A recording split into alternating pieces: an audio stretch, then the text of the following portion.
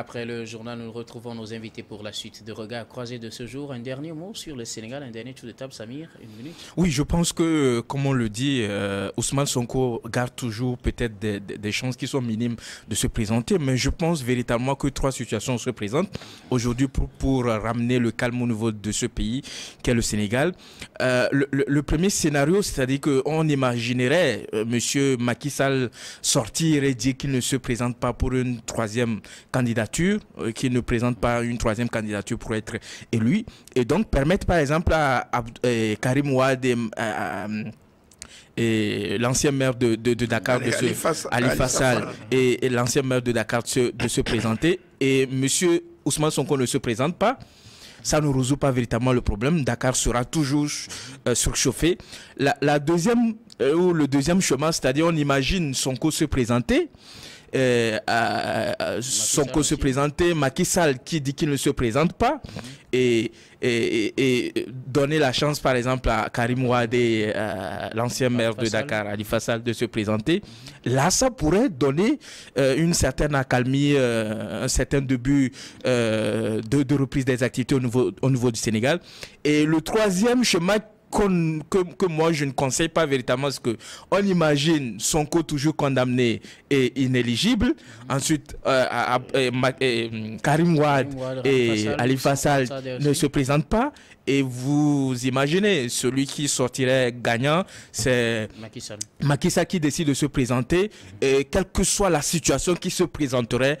Et là je pense que les jours à venir seront compliqués pour les Sénégalais. On ne souhaite pas cela. Merci beaucoup. Prosper Agboklou, un dernier mot. Non, moi je crois qu'il faut diviser la poire en deux. Hein. C'est une conception. En Afrique, quand ça ne va pas, on règle les problèmes avec l'esprit.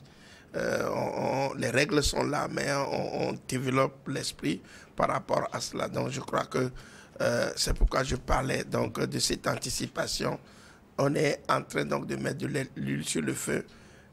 Macky Sall se présente, Sonko se présente, et je crois quand même que par là, pour moi, la poire est divisée. Ça ne va pas résoudre le problème. Macky Sall se présente, Sonko se présente malgré sa condamnation. Oui, mais on lève cette suspension. Alors, moi je trouve que pour désamorcer ce qui se passe au Sénégal, il y a quelque chose de totalement simple. Hein. Il suffit tout simplement que M. Macky Sall fasse un discours où il annonce qu'il ne se présentera pas pour la troisième fois. Aussi simple. Et même si Sonko est outsider également. Alors je pense que s'il ne se présente pas, les gens seront peut-être un peu plus flexibles sur le cas Sonko, même si j'en doute. Parce que le souci avec le fait que Macky ne se présente pas, c'est que Macky a ses hommes. Et celui qui se positionne, c'est Ali Sall. Mais du coup, le principal concurrent de Ali Sall devient Ousmane Sonko.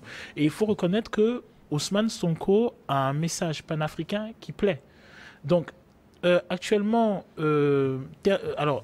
attaquer Ousmane Sonko, c'est en quelque sorte défendre des intérêts qui sont continentaux, qui sont occidentaux, qui sont multinationaux. Et il y a une bonne frange des populations sénégalaises et même africaines, parce que l'aura d'Ousmane Sonko actuellement ne se limite pas qu'au Sénégal. Il a un aura continental. Et donc, il y a un bon nombre de populations africaines, particulièrement sénégalaise, qui verrait d'un mauvais œil à ce que Ousmane Sonko ne puisse pas librement se présenter et représenter un étendard qui est celui d'une idéologie panafricaine avec des projections qui soient dans l'avantage de la jeunesse africaine. Merci beaucoup. Nous allons donc aborder notre troisième sujet, direction le Mali. Nouvelles accusations d'exaction à Adiora et à Menaka.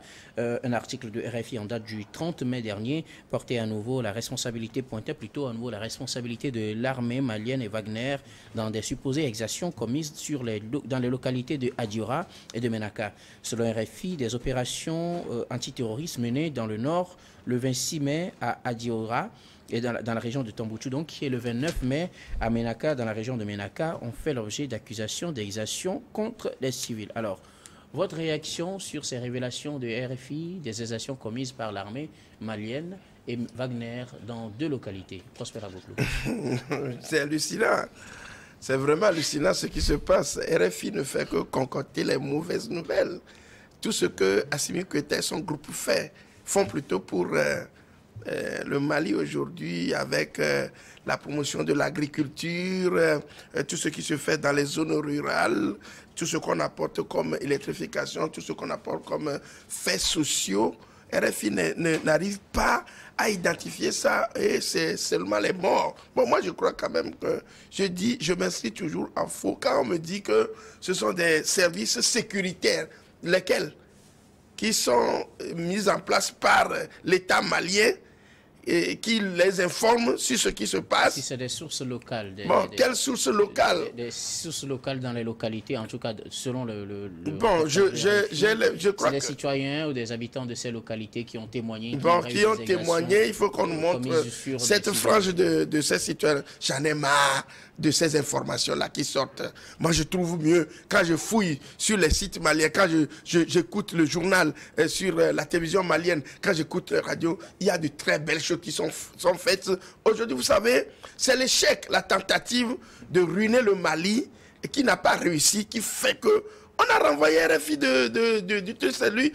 Ces informations-là, pour moi, ne sont pas fiables. C'est parce que Souleymane Dembélé, sur l'attaque de Moura, les gens ont la publication du rapport de l'ONU, des droits de l'homme de l'ONU sur cette supposée exaction à Moura, avec les tueries. On a détecté avec les radars. Aujourd'hui, la même chose se prononce sur Menaka et autres là. Les Maliens ont fait, ils continuent pas de faire du mieux en éradiquant le djihadisme, le terrorisme. Moi, j'appelle ça plutôt le terrorisme, le banditisme que les Occidentaux ont créé. Et aujourd'hui, comme on ne trouve plus de manière à pouvoir s'introduire et continuer par exacerber donc la crise, on trouve maintenant le pouce sur la tête rasé et pour nous dire qu'il y a eu des exactions, on a tué. Comment est-ce que ces gens-là font pour pouvoir informer par téléphone et que le public, plutôt le pouvoir malien, n'arrive pas à intercepter? Si y a effectivement exaction, vous pensez que le pouvoir malien le dirait? Moi, je crois quand même que le pouvoir malien n'est pas si fou pour aller tuer. Ce sont les soldats, comme on appelle... Pour vous, il n'y aurait pas d'exaction. Il n'y a pas d'exaction, c'est-à-dire que le pouvoir malien a expliqué qu'ils ont fait, comme on appelle, des fouilles pour pouvoir éradiquer le mal. C'est-à-dire qu'on a attrapé des djihadistes qui se mêlent, qui sont en complicité avec des populations locales. On les a extraits par rapport. C'est pourquoi nous parlons tout de l'introduction donc des sociétés, de la société civile. C'est des civils. Dans le refrain, c'est ça qui apporte plutôt le concret. On dénonce. Et c'est par cette dénonciation-là qu'on arrive à attraper ces gens. C'est pourquoi je dis, on ne peut pas faire la lutte contre le terrorisme sans promouvoir, comme on appelle, au niveau de la société, un certain nombre comme on appelle, d'événements inclusifs. On inclut la population, on leur pose des questions. Sur le plan social, on est en train de régler un certain nombre de difficultés sur le plan social. Parce que la pauvreté, il faut l'éradiquer. Aujourd'hui, le pouvoir malien a déployé dans toutes les zones où on a senti donc ce manquement-là, un rapprochement avec les populations locales avec lesquelles on discute. Et ce sont ces populations-là qui dénoncent. C'est impossible qu'il y ait ces élections. C'est impossible. Merci si ça vient que des médias mensonges, je dis c'est faux. Merci beaucoup, Prosper. À côté de vous, Samy, réaction. RFI parle de nouvelles actions dans 2 localités. Oui, moi, d'abord sur le principe, vous savez, lorsqu'il y a de ce genre d'opération sur le terrain, même autant de l'armée française au niveau de ces pays-là, que ce soit au Burkina Faso ou au Mali, il peut y arriver que des opérations, surtout qu'on dit qu'il y a eu des raids aériennes, il y a eu également des opérations au sol et tout ça là. Il peut arriver que l'armée se trompe Et donc, on peut enregistrer des décès civils aussi. Ça existe. Ce n'est pas une particularité de l'armée malienne. Même au temps des Français, même les forces armées françaises qui interviennent, qui sont intervenues sur le continent africain, qui sont intervenues également dans d'autres zones dans le monde, ont peut-être à un moment donné, au cours de leurs opérations, fait des erreurs de ce genre-là, bon, qui restent des marges assez infimes d'erreurs. Maintenant, quand on analyse un peu celui qui donne cette information-là, et même dans cette information, on dit qu'ils ont essayé de contacter les autorités maliennes qui n'ont pas donné de suite. Donc, vous voyez un peu, c'est-à-dire qu'entre Bamako et Paris, ce n'est pas une bonne attente aujourd'hui. Et vous savez, RFI, c'est un organe français. Quoi qu'on dise, il y a cet aspect patriotisme, cet aspect appartenance à un pays, même si on a fait l'effort d'être, comment vous dites ça dans le jargon, d'être neutre, il arrive à un moment donné qu'on prenne parti. Donc, je pense que je prends ces informations-là sur des pincettes parce que pour moi, c'est trop facile de rester à Paris, prendre son téléphone, appeler, parce qu'on a des contacts sur le terrain, appeler les populations et les populations commencent par dire qu'en réalité, les opérations qui ont eu lieu et qui ont été conduites par l'armée malienne à contribuer à tuer des civils et tout ça. Là, je pense que c'est trop faible. Et Amnesty qui rentre dans le jeu en appelant à enquêter sur cela, bon, c'est-à-dire que je trouve ça assez flou. Ça ne donne pas une certaine crédibilité à ces organes. Si il y a véritablement une équipe qui est descendue au niveau de ces localités-là, si véritablement il y a une enquête sur le terrain, il y a eu des experts qui sont venus sur le terrain interroger, à rencontrer les populations, à rencontrer les autorités maliennes, et après on sort un rapport pour dire qu'en réalité, les opérations qui ont eu lieu à Menaka et puis à Djaouda a fait, au-delà des terroristes tués, a fait des dégâts collatéraux que sont les civils. Là, on comprendrait. Maintenant, un média de surcroît français qui reste pour le comble à Paris, qui prend son téléphone et qui rentre en contact avec les civils sur le terrain et qui balance de telles informations. Je pense que cela ne contribue pas à créer une certaine cohésion au niveau de ce pays-là. C'est vrai qu'on peut critiquer beaucoup de choses qui sont perpétrées par les autorités en place au niveau de ce pays-là, mais de là à porter de telles accusations avec des preuves aussi fallacieuses, des preuves qui n'ont pas une certaine crédibilité, je pense que c'est trop allé. Il faudrait trouver encore mieux pour pouvoir décrédibiliser tout ce qui est fait au niveau de ce pays-là. Boris Donkovi, situation au Mali, RFI parle de nouvelles exactions dans 2 localités. Bon, alors, RFI, ça appartient à un groupe d'État. C'est grosso modo, hein, je le dis de façon triviale, mais c'est un média d'État, grosso modo.